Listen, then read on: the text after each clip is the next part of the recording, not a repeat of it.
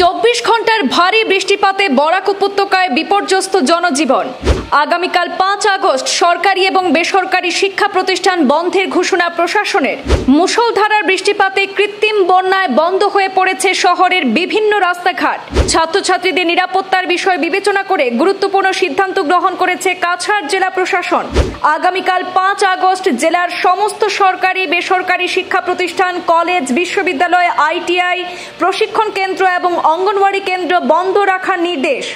দুর্যোগ ব্যবস্থাপনা আইন 2005-এর ধারা 34M এর অধীনে এই নির্দেশিকা জারি করা হয়েছে।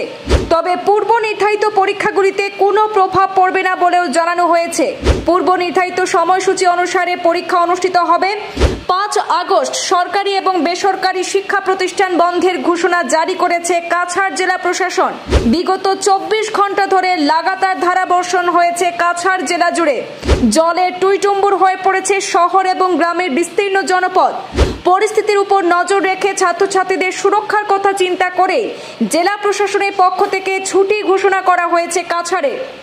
আগামীকাল 5 আগস্ট বন্ধ থাকছে জেলার সমস্ত সরকারি বেসরকারি শিক্ষা প্রতিষ্ঠান, কলেজ, বিশ্ববিদ্যালয়, আইটিআই, প্রশিক্ষণ কেন্দ্র এবং অঙ্গনওয়াড়ি কেন্দ্র। তবে এই দিনের নির্ধারিত পরীক্ষাগুলি যথারীতি চলবে বলে জানিয়েছে কাছাড় জেলা প্রশাসন। জেলা প্রশাসনের পক্ষ থেকে সবাইকে সতর্কতা অবলম্বন করতে এবং সরকারি নির্দেশিকা মেনে চলার আহ্বান জানানো হয়েছে।